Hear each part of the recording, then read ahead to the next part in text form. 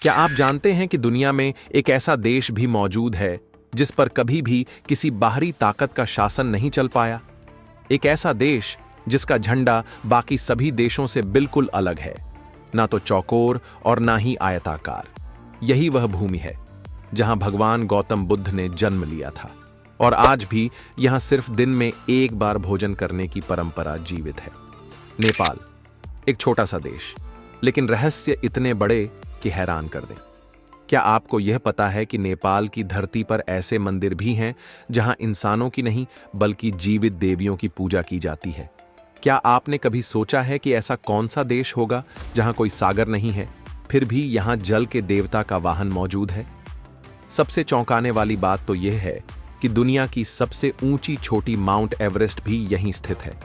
लेकिन क्या आप जानते हैं कि नेपाल में कुछ ऐसे गांव भी हैं जहां लोग एवरेस्ट के बेहद करीब रहकर भी कभी उसे देखने नहीं गए?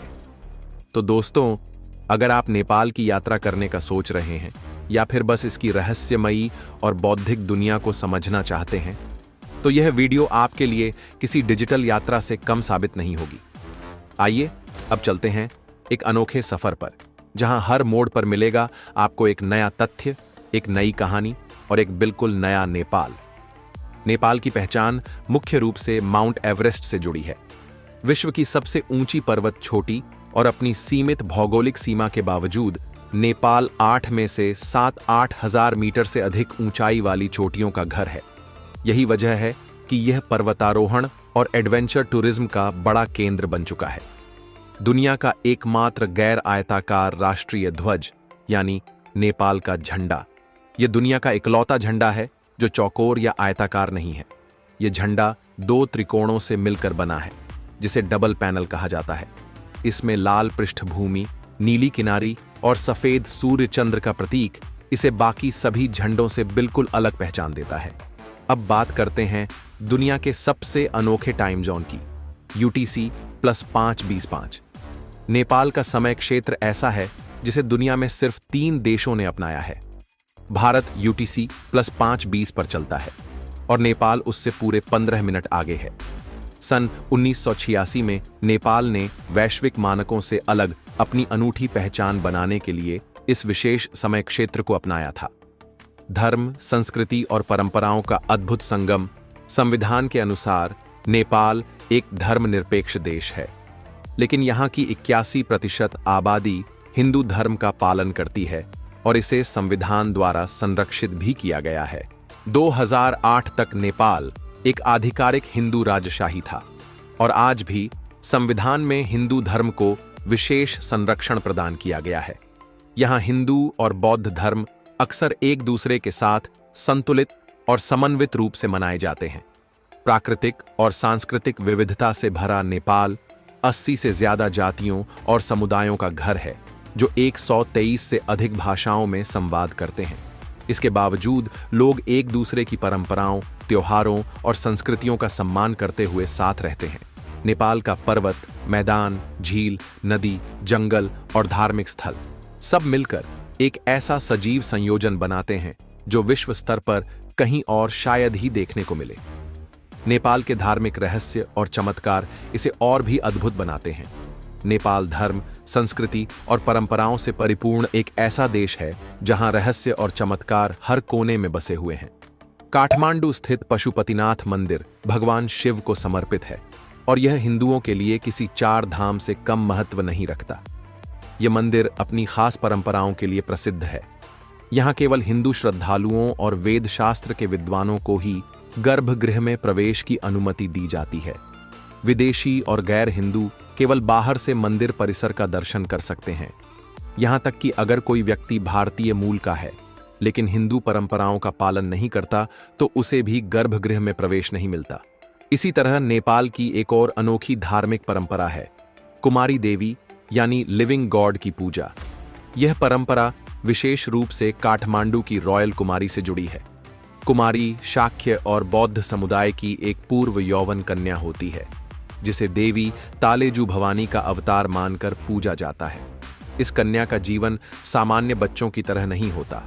वह न तो बाहर घूम सकती है, न जमीन पर पैर रख सकती है, न ही उसे स्कूल जाने की अनुमति होती है और न ही सामान्य चिकित्सीय इलाज मिलता है। हर साल इंदिरा यात्रा पर्व पर उसे सुनहरे रथ में बैठाकर नगर भ्रमण कराया जाता है, जहां लाखों लोग उसकी पूजा करते हैं। जैसे ही उस कन्या को पहला मासिक धर्म होता है, देवी का दर्जा उससे वापस ले लिया जाता है। इसे रिटायरमेंट ऑफ यूनिटी कहा जाता है। नेपाल के धार्मिक चमत्कारों में सबसे महत्वपूर्ण स्थान है लुम्बिनी का। यही वह जगह है जहां भगवान बुद्ध का जन्म हुआ था। 1997 में इसे यूनेस्को वर्ल्ड हेरिटेज साइट का दर्जा मिला। नेपाल सरकार ने संरचनात्मक सुधारों के लिए समय मांगते हुए यूनेस्को से अनुरोध किया कि लुम्बिनी को खतरे में पड़ी विरासत की सूची में न डाला जाए, और यह अनुरोध मान भी लिया गया। अब सवाल उठता है, क्या नेपाल कभी भारत का हिस्सा था? इतिहास पर नजर डालें तो साफ होता है कि नेपाल कभी भी भारत का हिस्सा नहीं रहा। यह हमेशा से एक स्वतंत्र और संप्रभु राष्ट्र रहा है। हालांकि भारत और नेपाल के बीच सांस्कृतिक, धार्मिक और भौगोलिक संबंध इतने गहरे रहे हैं कि कई लोग इसे भारत का छाया देश मान लेते हैं। 1950 में भारत और नेपाल के बीच Indo Nepal treaty of peace and friendship पर हस्ताक्षर हुए। इस संधि के बाद दोनों देशों के रिश्ते और प्रगाढ़ हो गए। इसके तहत भारत और नेपाल के नागरिक बिना वीजा के एक दूसरे के देश में यात्रा कर सकते हैं, व्यापार कर सकते हैं और रोजगार पा सकते हैं। यानी राजनीतिक रूप से नेपाल भले ही भारत का हिस्सा कभी नहीं रहा, लेकिन सांस्कृतिक और भावनात्मक रूप से यह जुड़ाव सदियों पुराना है।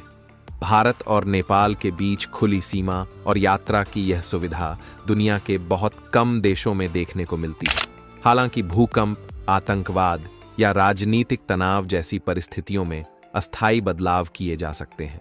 हाल ही में सुरक्षा और कल्याण को ध्यान में रखते हुए भारत के कुछ विश्वविद्यालयों जैसे JNU ने नेपाल के छात्रों के लिए FRO रजिस्ट्रेशन अनिवार्य कर दिया।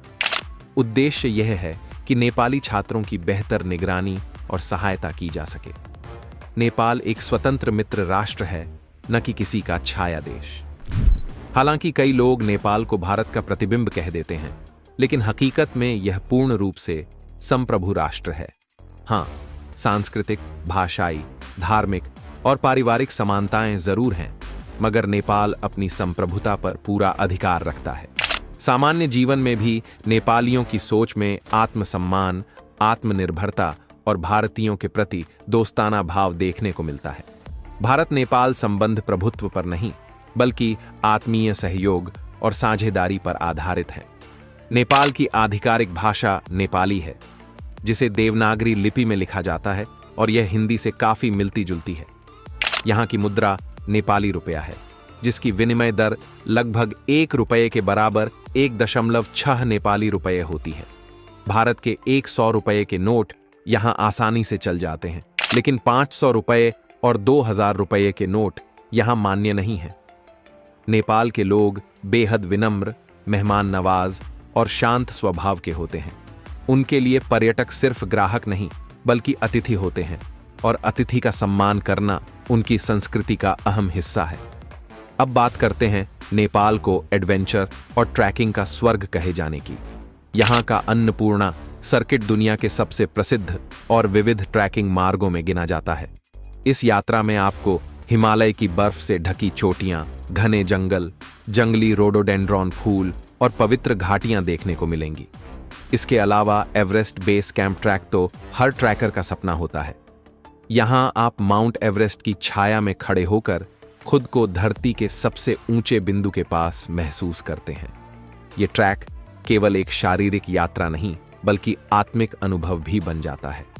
तो दोस्तों, इस वीडियो में जो बातें आपने जानी, क्या इनमें से कुछ पहले से सुनी थीं या कुछ बिल्कुल नया सीखा?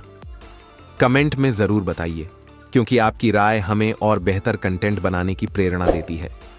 अगर वीडियो अच्छा लगा हो तो दिल से लाइक कीजिए, अपने किसी ट्रैवल लवर दोस्त से शेयर कीजिए और चैनल को सब्सक्राइब करना बिल्कुल न भूलें।